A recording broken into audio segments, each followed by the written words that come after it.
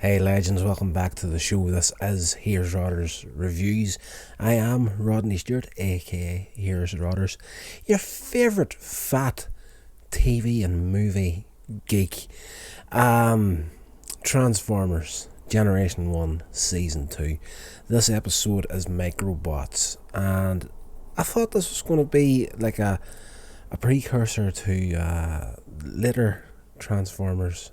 You've got the mini cons turn up in different shows, and I thought this was going to be like a. Personally, I couldn't remember this episode before I started watching it, and I thought maybe it would have brought those sort of characters in or something similar to that, and it does. And interestingly enough, this is basically, have you ever seen the movie Inner Space? That's exactly what happens in this film. But film, it's a TV show. That's exactly what happens in this episode of the Transformers. Only looking at the IMDb there, I got curious watching the episode and actually looked it up. Inner Space wasn't released to the year after Season 2 of Transformers went out, so this actually happened first.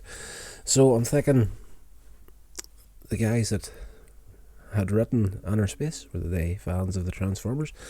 That would be something to research after I do this episode. But basically, the beginning of this episode, archaeologists are out digging and they find what turns out to be the Decepticon ship from the pilot episode, if you remember, at the beginning of the entire series. In the pilot, when the Autobots and Decepticons leave Cybertron to track down energy, before they crash land on Earth, the Decepticons boarded the Autobot ship, and both ships lost control, and the Autobot ship crash landed at the bottom of the mountain, the volcano where the Autobots have their base. But we never found out what happened to the Decepticon ship, so we get that in this episode. And of course, Megatron gets wind that the ship has been found, and he is off to get the heart of Cybertron. It's like a diamond that powered the ship. He heads off with the Decepticon forces to get this power source, which basically, powered an entire space cruiser from Cybertron to Earth, and it's been buried for 4 million years. And of course, the Autobots are close behind in the hunt to get the heart of Cybertron, but Megatron gets there first, uncovers it, and gets the Constructicons to actually implant it into his chest so that he can use the power of the heart of Cybertron against the Autobots. So when the Autobots get there, a fight ensues, and the Autobots, they're on the verge of getting slaughtered. That was Optimus Prime's words. That's going to be a complete slaughter. But with the help of smokescreen diverting Megatron's attention, Optimus Prime and the other Autobots managed to actually blast a mountain down on top of them, on top of the Decepticons, I should say, and buries them briefly, just long enough for them to retreat, get back to Autobot headquarters. Now, the big thing that's going on in this episode is Brawn and Perceptor are at each other's throats pretty much throughout the whole episode. Well, more Brawn than Perceptor. Perceptor is like a scientist, doesn't like to fight, and Brawn is really going to town on him, giving him a hard time with this. We're all out here fighting, risking our lives. What are you doing? You're just sitting here fixing stuff and playing about with microchips and whatnot. And motorbike, you hear that? Here's another one. Listen to this stuff. Now, where I live at, it's a 30 mile an hour speed limit in front of my house. That was definitely not 30 mile an hour. I digress. We do see in the episode, Perceptor has this machine that if he has to take a chip out of one of the Autobots to repair it, he can put it into this machine, turn it on, and it actually makes the thing bigger, like small little microchip, and it, mix it a bit the size. I don't know. You're comparing Transformers here. You get a small thing about a centimetre wide that could maybe expand it at like 2 or 3 feet, and then like a very minuscule operation on the microchip can be something you can do with your hands. It's just, it makes stuff bigger, essentially, is what I'm trying to say. So they come up with the idea that if Megatron has this heart of Cybertron in him, he's a completely unstoppable death machine in this episode. Perceptor comes up with the idea of actually shrinking a few of the Autobots down and getting inside Megatron's body and physically disconnecting it from the inside. So Optimus Prime agrees with that plan, and he asks Brawn, what do you think of his intelligence now? Like, Brawn's just questioning absolutely everything Perceptor does in this episode. So they get into like this little box, and Paraglide actually flies them to where the Decepticons are at. Now, for a children's show, the 80s was a completely different time.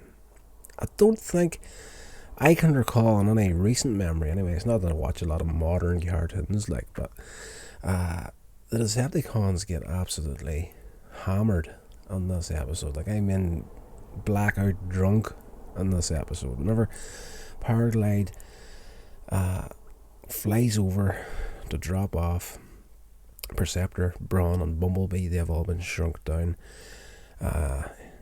He's going to drop them off so they can go into Megatron and disconnect the heart of Cybertron. But when he gets there, the Decepticons are energizing by drinking the energy from Energon cubes.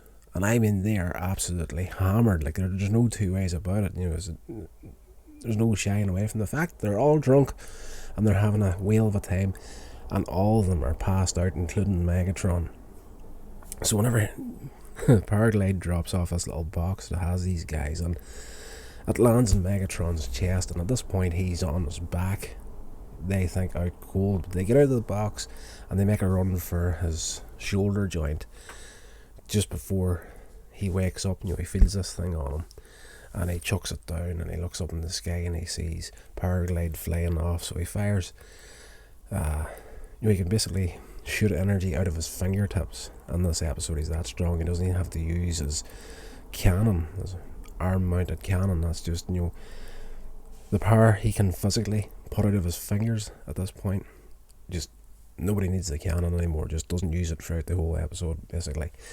So he sees Paraglide making an escape, and he orders the Decepticons to follow let's get the Autobots. But he looks over his shoulder and he's just like, Starscream is just dropping to the floor.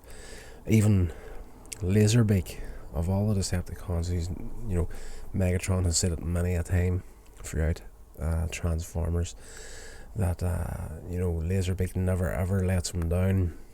And in this episode, Laserbeak even comes flying in and like just crash lands upside down. He's completely drunk as well on Energon. So Megatron, at the end of the episode, he's starting one Decepticon against the entire Autobot force at Autobot headquarters. They've got this force field race to try and hold him back, but it's only going to last him a matter of minutes. He's just that strong.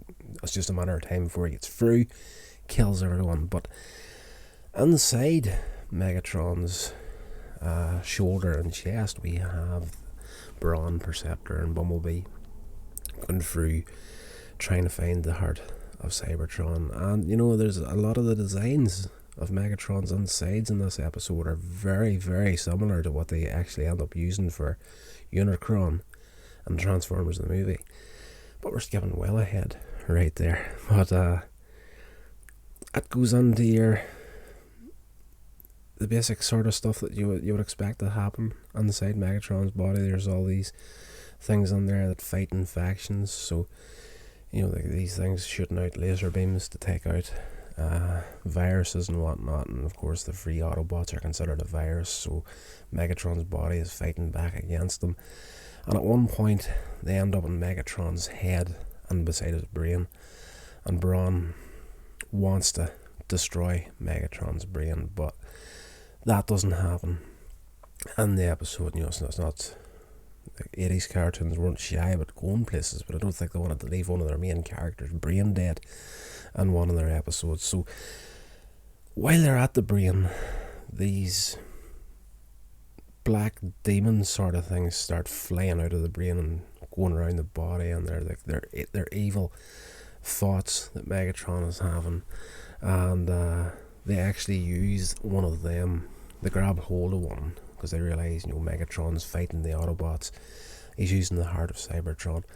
The quickest way to find it is to follow one of these brain impulses, this evil brain impulse, to grab hold of its tail and actually fly to this thing.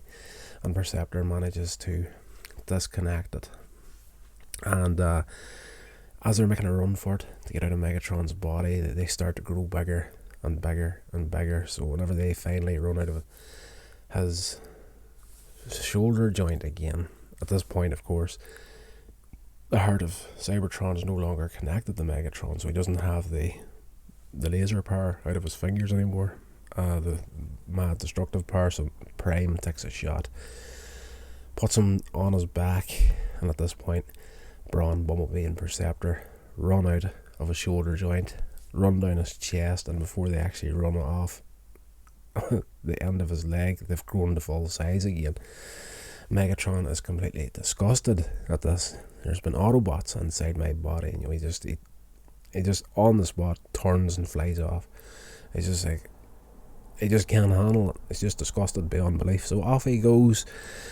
But the heart of Cybertron is now unstable. It's going to explode. So Brawn, being the tough little Autobot that he is, throws it into the air like he's Thor himself, Superman. Fires this thing straight up in the sky, 1,000 feet, 15,000 feet. Keeps going higher and higher. Perceptor transforms to track it, and then he takes a shot at it, blows it up in the atmosphere. Heart of Cybertron's gone. Fret annihilated for the episode. So we close it out with a nice little moment between Perceptor and Brawn where they've made up.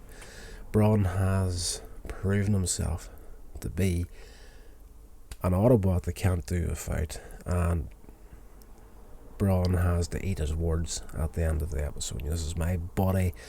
You can ask him how things went and ask him nicely, because if you don't, you're going to have to answer to me, sort of a thing. So, nice, tasty little episode. What I wasn't expecting in the slightest was the drunk party of the Decepticons in this episode. I laughed out loud at that part. That's what I loved about the Transformers in season 1 and season 2. There's quite a bit of humour dropped in there as well, which I can't really recall been in seasons 3 and 4 of the Transformers now. As far as Generation 1 goes, I kind of fell off after Takara started putting out the Transformers, because we didn't get the majority of them over here throughout the 80s. And I do have the box set of Headmasters there, so we will eventually get into that there. But it does say on that box set, and they will write anything on a DVD cover to sell a copy of something, because I do genuinely believe, if memory serves, it's been sitting over on one of those bottom shelves for years now, never shown in the UK where I live at.